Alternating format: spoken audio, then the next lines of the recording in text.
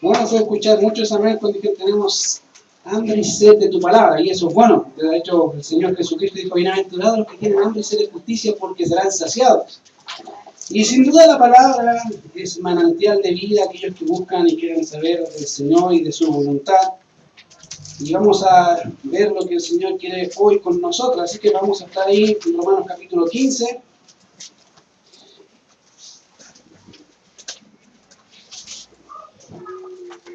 Y para aquellos que nos están viendo en Facebook, es un privilegio saludarles y también animarles siempre a querer hacer la voluntad de Dios que está en su palabra. Ahora, una de las cosas que me llama la atención del apóstol Pablo es una de las declaraciones que él dice en 1 Corintios capítulo 9, cuando dice: me es impuesta necesidad y hay de mí si no anunciar el evangelio de Jesucristo.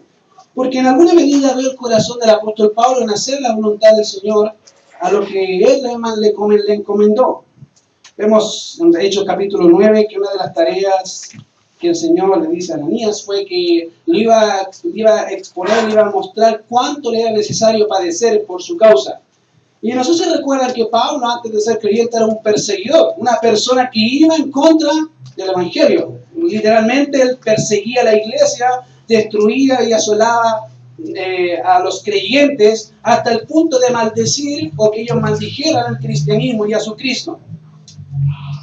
Y es maravilloso ver cómo el Señor cambia un corazón que aborrece y que aborrecía en ese tiempo el cristianismo para abrazar al Cristo vivo y verdadero. Cómo pasar de un perseguidor a un amante fiel, dador de su propia vida, si fuese necesario, para anunciar las virtudes de aquel que nos llamó de las tinieblas a su luz admirable. Y fabuloso ver el corazón, cómo Dios transformó el corazón de este hombre hasta el punto de decir: mira, me es impuesta, Dios ha puesto una carga sobre mí, un peso sobre mí, que es predicar, hablar de Cristo a aquellos que no conocen de Cristo, donde el Evangelio no ha sido predicado. Y hay una cosa, hay una palabra que es tan sencilla, dice: y ay de mí. Fíjense que esa pequeña palabra es bien interesante porque no la vemos muchas veces, y las veces que la vemos, esa palabra tiene que ver con un sentido de perecer, no sé si de maldición, pero sí de condenación. Isaías dice: ay de mí, que soy hombre muerto, porque siendo hombre inmundo de labios y habitando en medio de pueblos que tienen labios inmundos, mis ojos han visto al Rey Jehová de los ejércitos. Básicamente Isaías dice: mira, yo soy creyente, yo amo a Dios, pero voy a morir al ver la santidad, la gloria del Dios omnipotente. Bueno, la misma declaración que hace Pablo dice: ay de mí, si no anunciare, Dios me va a juzgar, Dios me va a decir: esto está mal, si yo no hago lo que Dios me encomendó.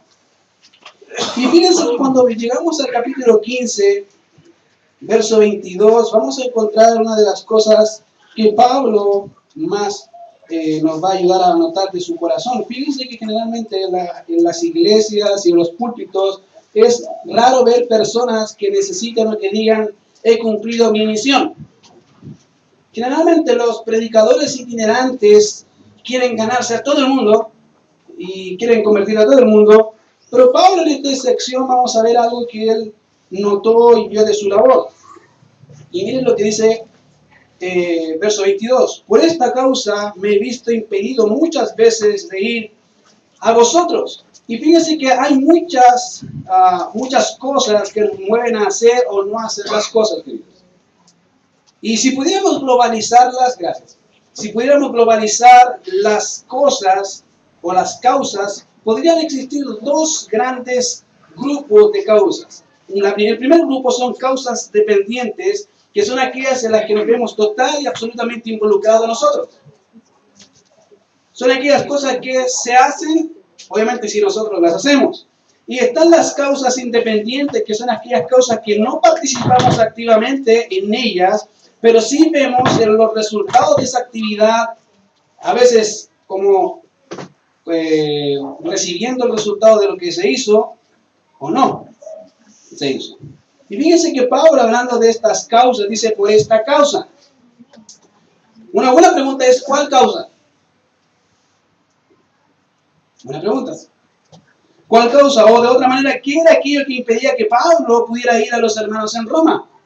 ¿Qué cosa estorbaba a Pablo para no hacer o para no ir? Fíjense que en los versos posteriores vamos a ver el corazón de Pablo en querer ir a Roma, de poder estar con los hermanos, participar con ellos, animarles. Pero él dice aquí, por esta causa. ¿Cuál era la causa? Y fíjense si leemos el capítulo 15, versos 7 al 20, vamos a encontrar qué era la causa o cuál era la causa que hacía que el apóstol Pablo se detuviera. Fíjense, tengo pues de qué gloriarme en Cristo Jesús, verso 17 del capítulo 15, en lo que a Dios se refiere. Porque no os haría hablar sino de lo que Cristo ha hecho por medio de mí, para la obediencia de los gentiles con la palabra y con las obras, con potencia de señales, ¿cierto? Y sigue exponiendo básicamente el texto del capítulo 17 al 22. De manera que cuando llegamos al verso 20, de esta manera me esforcé a predicar el Evangelio, no donde Cristo ya haya sido nombrado para no edificar sobre fundamento ajeno, sino que como está escrito, aquellos a quienes nunca les fue anunciado acerca de él, verán. Y los que nunca han oído de él entenderán. Y básicamente la idea que Pablo está planteando es que lo que detenía su labor consistía en la predicación del Evangelio. Pablo tenía todo el corazón de ir a Roma, pero habían otras cosas que detenían su corazón, y esas cosas es predicar el Evangelio. En cada lugar, en cada región donde él iba a predicar el Evangelio. Esa era su labor, alcanzar al gentil. Y hablando de gentil, tiene que ver con no judíos. Para eso él fue llamado. Y él dice, mira, esta fue la causa por la cual yo no pude ir a Roma al tiro, porque había muchas personas que no conocían de Jesucristo. Y tenía que predicar, tengo que hablar del Señor Jesucristo. Y fíjense que eso es lo que dice el texto en este pasaje. Ahora, fíjense que dice, por esta causa me he visto impedido muchas veces de ir a vosotros. Y cuando leemos el libro de los Hechos, podemos comprender en forma práctica lo que significa ser lleno del Espíritu, que lo hemos visto en los días miércoles. ¿Qué significa ser lleno del Espíritu y sus consecuencias? Y una de las consecuencias de ser lleno del Espíritu es mencionada en el capítulo 16, del verso 6 al 10, y tiene que ver con la guía del Espíritu Santo, la guía del creyente. ¿Es bueno predicar el Evangelio, queridos, o no? Gracias. 4, ¿sí? ¿Es bueno predicar el Evangelio o no? Es bueno. Pero ¿es bueno hacerlo en todo lugar? Sí. Qué interesante, porque cuando vemos el libro de los Hechos, como les decía, capítulo 16, hay algo que el Espíritu no le permitió hacer a Pablo. Y una de las cosas que Pablo quería era predicar el Evangelio. Y cuando leemos este pasaje, vemos qué era aquello que gobernaba no solamente el corazón, sino el proceder de Pablo. Miren lo que dice el verso 16, dice, y atravesando Frigia y la provincia de Galacia, les fue prohibido por el Espíritu Santo hablar la palabra en Asia. Interesante. El Espíritu les prohibió hablar la palabra. Verso 7, y cuando llegaron a Misia, intentaron ir a Bitinia, pero el Espíritu no se los permitió. Claro. Si la voluntad de Dios es que predique el Evangelio. Una pregunta. Y fíjense que, y pasando junto a Misia, verso 8, descendieron a Troas y se le mostró a Pablo una visión de noche. Un varón macedonio estaba en pie rogándole y diciendo, pasa a Macedonia y ayúdanos. Cuando vio la visión enseguida, procuramos partir para Macedonia, dando por cierto que Dios nos llamaba para que les anunciásemos el Evangelio. Una buena pregunta es, entonces Dios no quería que Pablo fuera a esos lugares. Sí, correcto, Pablo. Dios no quería que fuera Pablo. ¿Por qué razón? No tengo idea. Probablemente habían otros predicadores que Dios estaba enviando y Pablo no era necesario ir. Probablemente Dios dijo, todavía no Pablo de esos lugares, no, yo te guío, tú andas donde yo te voy a enviar. Y Pablo podría haber dicho, pero Señor, esa gente no conoce de ti, estas personas están perdidas, pero algo que él entendía era que un creyente lleno del Espíritu es un creyente que es guiado por el Espíritu. Y ahí está. Le dije, traté, el Espíritu no me dejó. No me dejó ir donde yo sé que necesitaban escuchar Biblia. Y fíjense que dice, por eso me he visto impedido muchas veces de ir a vosotros. Y cuando leemos esa palabra, esto nos dice algunas características personales de Pablo. Una, Pablo no solo quería hacer la voluntad de Dios, sino que se sujetaba a la obra del Espíritu y a su guía. Muchas personas creen que siempre es bueno predicar. Sí, la Biblia es a tiempo y fuera de tiempo, pero donde Dios te guíe. Dios tiene que guiar tus palabras.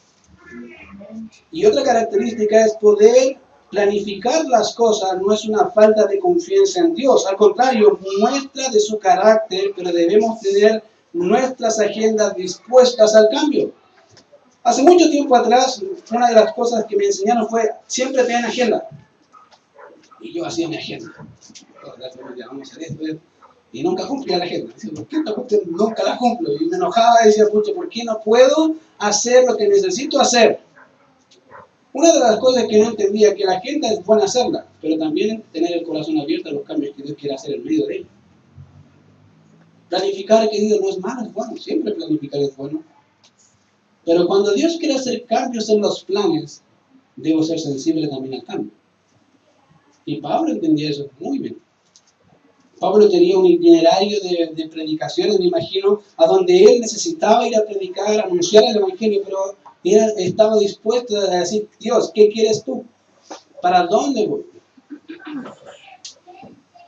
Y una de las cosas, querido, que nos pasa muy a menudo es que o no tenemos agenda y decimos, Dios me guíe. Y Dios dice, yo soy un Dios ordenado y hace tu agenda. O el otro extremo es hacer la agenda y respetar la agenda a tal punto que dejamos y apagamos el Espíritu también. Yo lo voy a hacer así, así, y así se acabó. Pase lo que pase, llueve, tiembla, me caiga un poste encima, me resucito y hago la agenda. No, a veces Dios quiere que digamos personas equilibradas. Haz agenda, cuida, haz la obra del Señor, sí, hazlo. Pero también ten un corazón dispuesto al cambio. Hacer lo que Dios te diga que hay que hacer. Y Pablo lo entendía muy, muy bien. Y de hecho, él dice, mira, muchas veces he querido ir, muchas veces he querido estar con ustedes, pero me ha sido imposible ir. Fíjense que eso dice el verso 22, dice de Romanos, capítulo 15. Romanos capítulo 15, verso 22 dice exactamente, o muy parecido lo que le estoy comentando. Por esta causa me he visto impedido muchas veces de ir a vosotros. ¿Quién se lo impidió? El Espíritu Santo. Probablemente las circunstancias. Dios le dijo, no, por acá no, por acá no, por acá, ahí sí. Y Pablo seguía. Pero ahora, y hay un cambio rotundo, dice, pero ahora no teniendo más campo en estas regiones. Pregunta, ¿todos habían convertido? Querido, no todos se convirtieron. ¿Qué significa entonces cuando Pablo dice, no, mira, ya el campo donde yo estoy ya no necesita escuchar más, ya prediqué, salió fruto, se acabó? Y cuando ven cómo era la práctica de Pablo, fíjense que generalmente Pablo hablaba en un lugar público, gente se acumulaba a escuchar, eran salvas, Pablo les enseñaba, se acabó la hora y seguía al otro lugar y dejaba a personas a cargo para que la iglesia avanzara. Generalmente el predicador itinerante diría lo contrario, no, falta más, quiero más gente, quiero que esta cuestión explote. Pablo fue bien honesto y dijo, bueno, ya se acabó la hora, ya hice mi parte, los pastores harán la suya, me dice la mía. Y dice, mira, pero ahora no teniendo más campo en estas regiones y deseando, y la palabra desear aquí es básicamente un deseo fuerte, profundo de Pablo, de poder estar con ellos, deseando desde hace muchos años ir a vosotros. O sea, Pablo no solamente era un ratito que quería ir.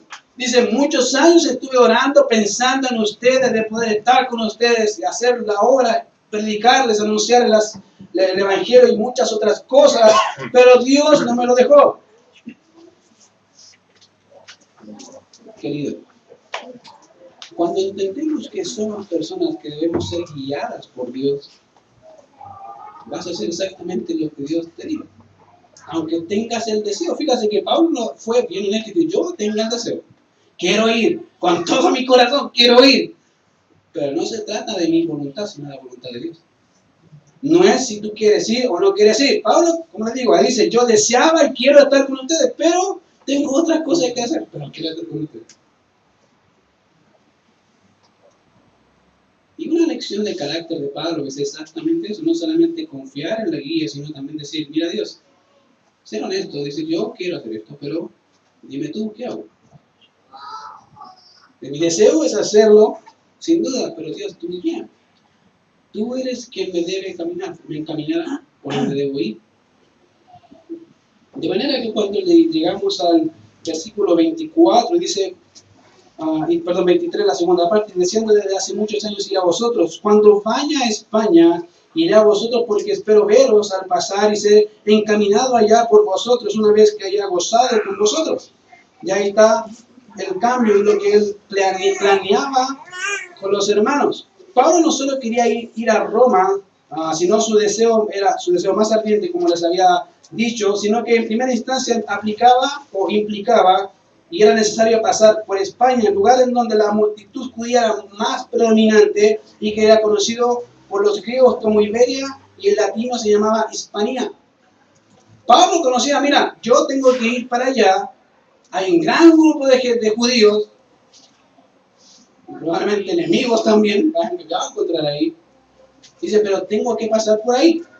Dice, cuando vaya a España, iré a vosotros. ¿Por qué?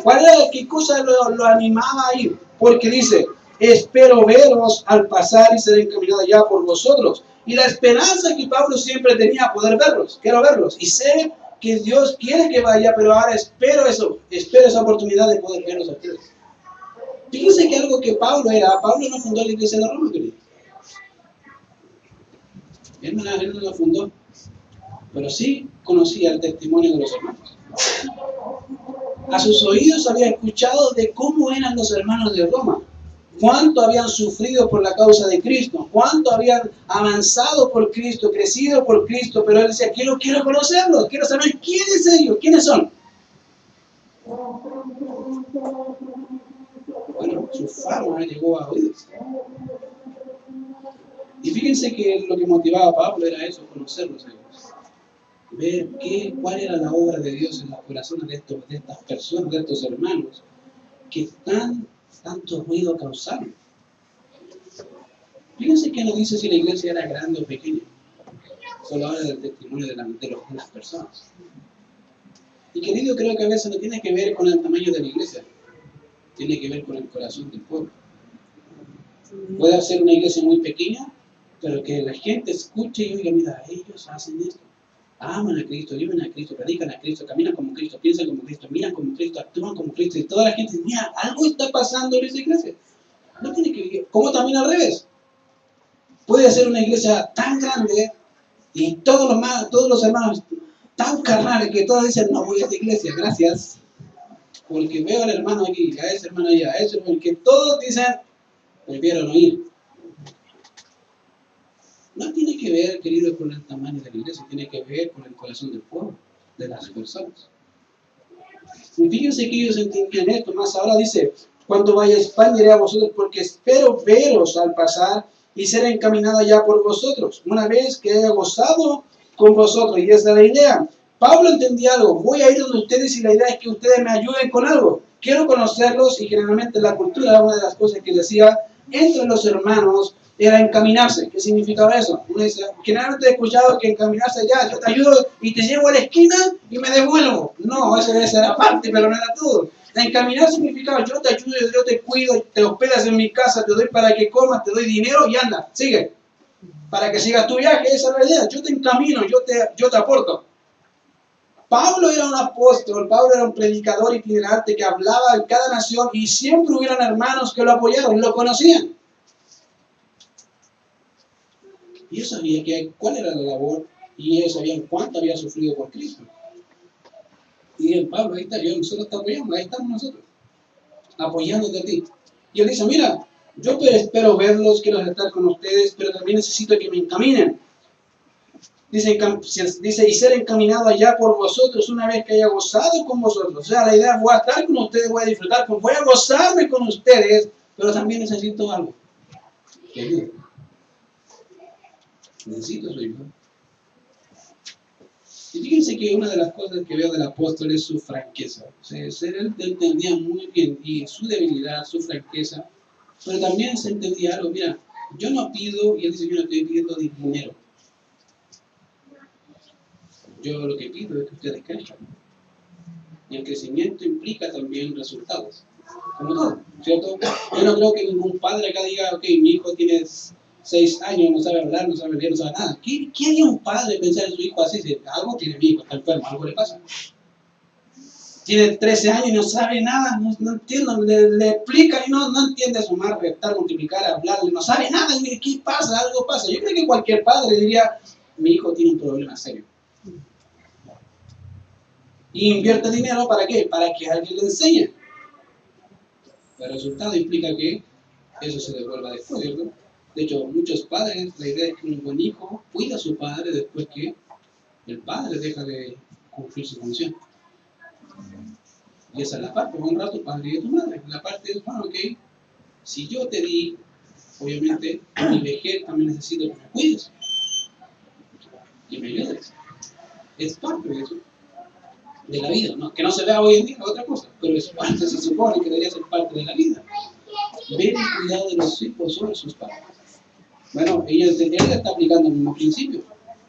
Si yo les he estado ayudando a crecer como hijo, necesito también su ayuda para poder avanzar con esta obra que Dios me ha puesto y que Dios quiere que haga. Ahora dice, verso 25, más ahora voy a Jerusalén para ministrar a los santos, porque Macedonia y Acaya tuvieron a bien hacer una ofrenda para los pobres que hay entre los santos que están en Jerusalén. Pues les pareció bueno y son deudores a ellos, porque si los gentiles han sido hechos participantes de sus bienes espirituales, deben también ellos ministrar los materiales. En simples palabras dice, mira, quiero ir, pero tengo que hacer una labor antes de ir a ustedes. ¿Cuál es mi labor? Tengo que llevar una ofrenda, un donativo de las iglesias gentiles a Jerusalén. Una idea, ¿por qué a Jerusalén? Porque en Jerusalén empezó la iglesia. Empezaron, podríamos decir, la iglesia central o madre, entre comillas, donde estaban los hermanos judíos, que por la persecución muchos hermanos quedaron pobres, literalmente pobres. Y le dicen, mira, si el evangelio nació de judíos hacia los gentiles para que ellos se salvaran, es mucho pedirle que así por ese mismo medio que nosotros ocupamos recursos, medios y fuerzas para ir a ellos, es necesario también que ahora que ellos tienen, bueno, recíprocamente, que se ayuden los unos a los otros. Básicamente está ocupando un principio que el mismo Pablo ha hecho y ha dicho, amaos los unos a los otros. ¿Cómo se muestra el amor? Bueno, si yo sé que tengo un hermano que tiene necesidad, no le digo, mucho, voy a hablar por ti. No, sería, yo diría, ¿ya dónde está tu fe con tus obras? Tienes fe, pero esa no es fe real. La fe real se mueve a hacer algo. No solamente le dice voy a orar, sino que si tengo los medios para hacer algo, ahí voy a estar. Y Pablo lo entendía muy bien, por eso dice, mira, mas ahora voy a Jerusalén, ¿para qué? ¿Cuál es el primer objetivo? Ministrar a los santos, servirles, ayudarles, animarles, exhortarles con la palabra. Y en segundo lugar dice, porque Macedonia y Acaya tuvieron a bien hacer una ofrenda para los pobres que hay entre los santos que están en Jerusalén. Y ese era el segundo objetivo. Voy a ministrar con palabra, animar sus corazones, pero también voy a ser práctico en el amor. Voy a decir, hermanos, Dios está con ustedes. Y los hermanos pueden decir, gloria a Dios, sí. Y fui a las iglesias, me dijeron que no querían dar. Imagínense que se pasan y ¿dónde está la fe? Aquí no hay amor, aquí es pura palabra. Bueno, Pablo dice, no, los hermanos gentiles hicieron una ofrenda por ellos, porque los aman. Y el principio que Pablo ocupa dice, pues les pareció bueno a los hermanos y son deudores a ellos, porque si los gentiles han sido hechos participantes de sus bienes espirituales, que tiene que ver con la evangelización, la predicación de la palabra, deben también ellos mismos ministrarles de los materiales. Y ahí está. Así que, cuando haya concluido esto y les haya entregado este fruto, pasaré entre vosotros rumbo a España. Ahí está. Básicamente le está explicando el plan. Miren hermanos, el plan es el siguiente. Yo voy a ir donde ustedes, sé que voy a estar con ustedes, pero tengo que hacer algo primero. Tengo que ir a Jerusalén, dejar la ofrenda, me vuelvo, paso por España y los paso a ver. Y ahí voy a estar con ustedes. Ese es el plan. ¿Se fijan que Pablo sí tenía plan? Tenía un plan determinado. Ahora, si el plan se estropeaba, bueno, él sabía, Dios no quiere. Pero gracias a Dios sí pasó. Pudo visitar a los hermanos y los hermanos conocieron a Pablo. Pero fíjense que Pablo dice, y sé que cuando vaya a vosotros, llegaré con abundancia de la bendición del Evangelio de Cristo. Le dice, mira, voy a hacer lo mismo que he hecho en todos lados. Voy a hablar de Cristo con ustedes. ¿Quién es Cristo? ¿Qué hizo Cristo? Aquí pues yo creo que Pablo dice, mira, aquí les voy a dejar un pequeño mensaje de la obra de redención de Cristo en los gentiles, de los romanos. La fe viene por el reino.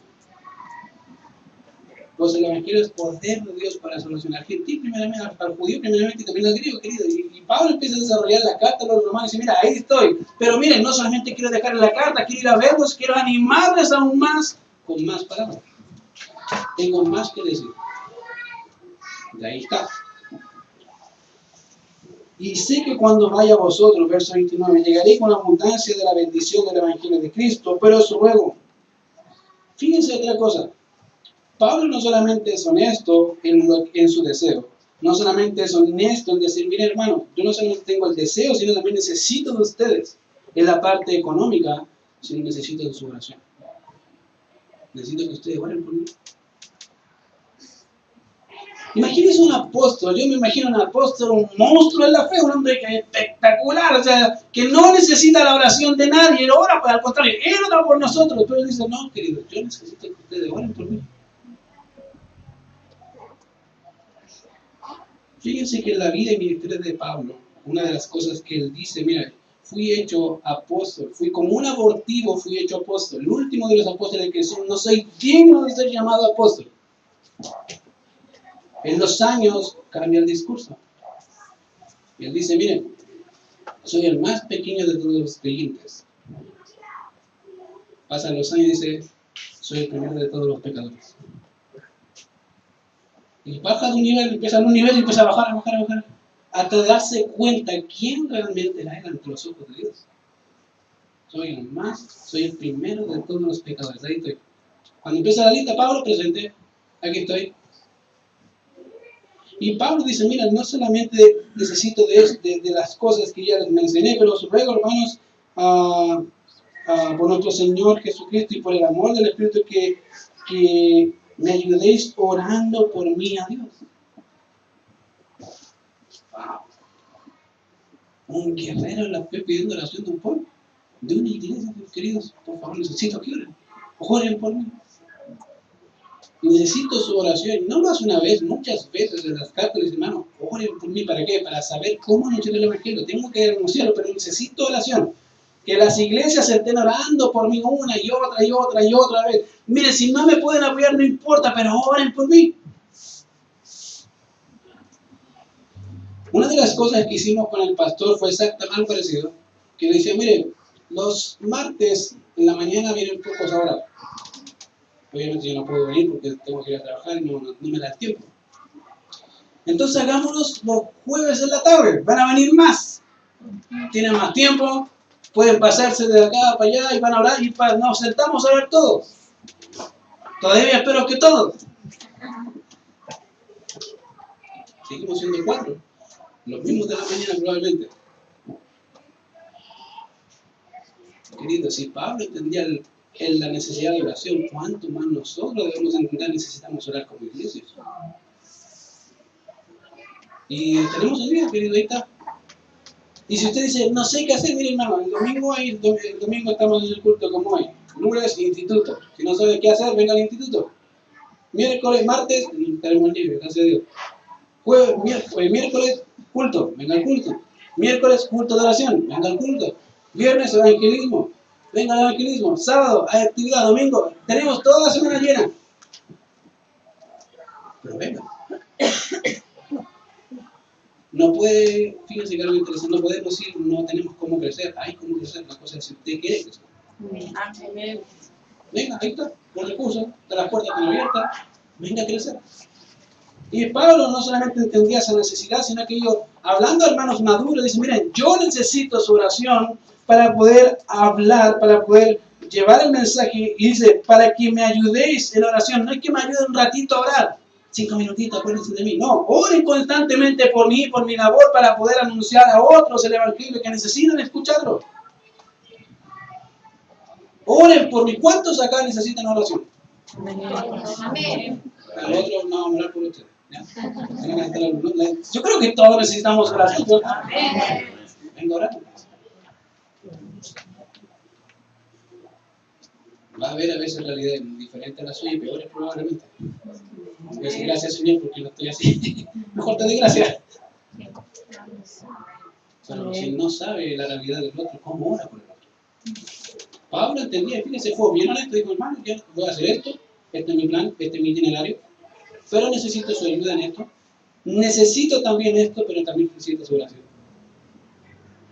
Eso es lo que más le importaba a Pablo. El dinero no era preocupación para él, sabía que iba a llegar de algún modo y de alguna forma. Y muchas veces lo vivió así. Pero una de las cosas que siempre veo del apóstol es decir, oren por mí, oren por mí, oren por mí, oren por mí, oren por mí, quiero que oren por mí, necesito oración. Dice, para que sea liberado. ¿Cuál es la oración? ¿Qué es lo que pedía Pablo? ¿Cuál es su oración? Dice, para que sea liberado de los rebeldes que están en Judea. ¿Quiénes son los rebeldes que están en Judea? Una pregunta.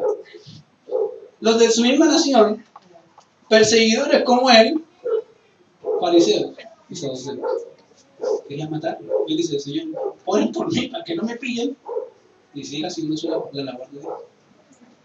Para que sea liberado de ellos y que la ofrenda de mi servicio a los santos en Jerusalén se acepta, que ellos puedan aceptar este donativo que ustedes van a llevar y que por favor puedan llegar bien con eso. Yo lo único que ruego es que ustedes oren por eso, para que no tenga problema en mi viaje y en lo que tengo que hacer. Fíjense que Pablo no solamente, yo creo que en esta sección vemos un Pablo total y absolutamente dependiente de otro. Yo primera vez que lo veo tan vulnerable, diciendo, mira, necesito esto, ¿quién me ayuda? ¿Quién necesita oración? Necesito esto. Pero rara vez vemos a un apóstol diciendo eso. Porque casi siempre vemos a los apóstoles como superhombres, que no eran superhombres, eran hombres, entregados en la mano de Dios. Y ahí está, véanlo ahí, las descripciones muy claritas de Pablo, miren, necesito, por favor, ayúdenme. Necesito su oración y su ruego. Ahora, dice, para que sea liberado de los rebeldes que están en Judea y que la ofrenda de mi servicio a los santos en Jerusalén sea acepta. Otro propósito, otra razón, ¿para qué? Para que con gozo llegue a vosotros por la voluntad de Dios. Fíjense que una de las cosas que vemos es que Pablo entendió algo. Yo quiero llegar, pero quiero llegar no triste.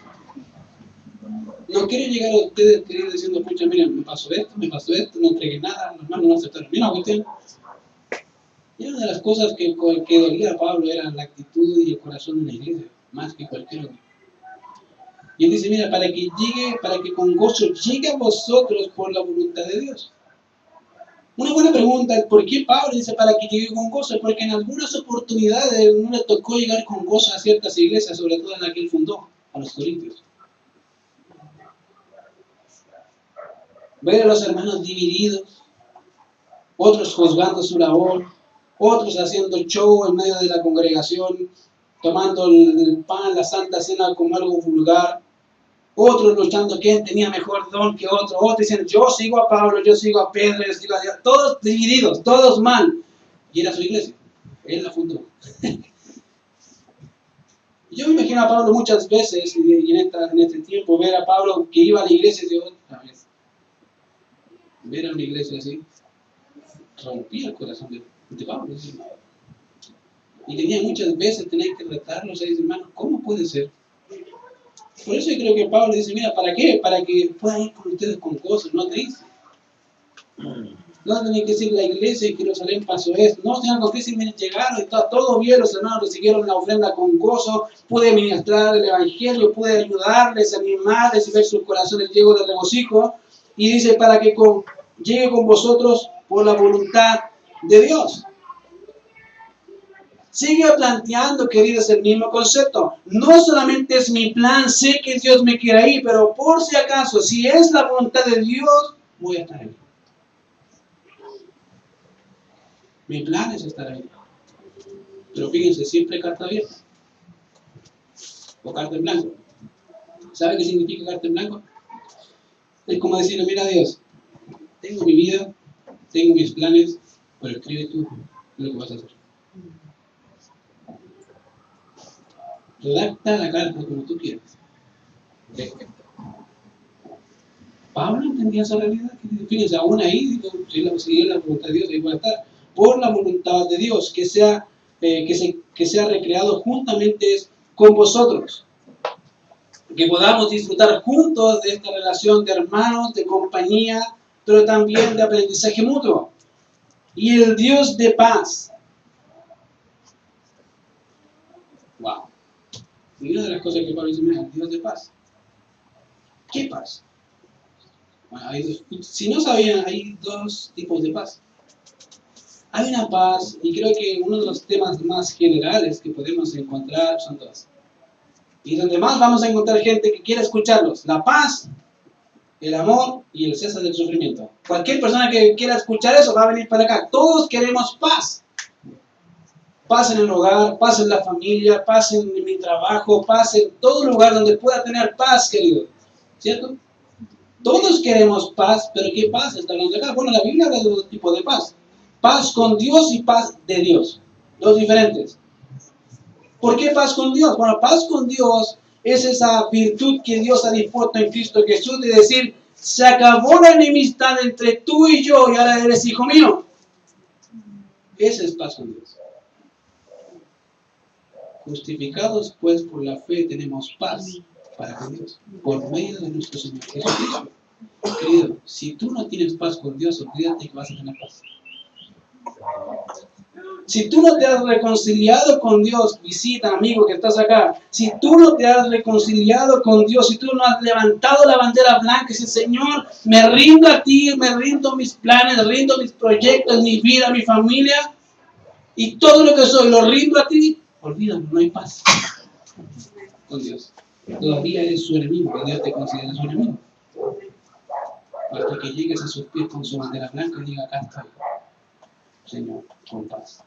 No quiero más guerra. Querido, te digo, el Dios nunca pierde. Dios siempre gana. Amén. Amén.